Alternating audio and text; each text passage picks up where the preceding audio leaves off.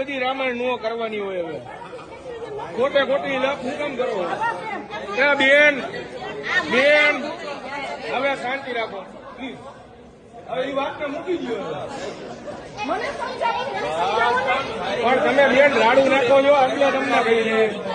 ભાઈ એને કીધું ભાઈ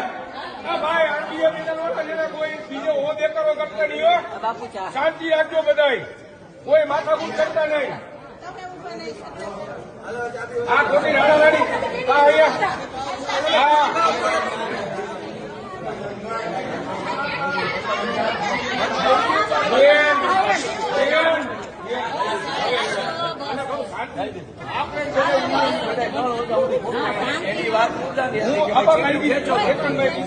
કીધું ને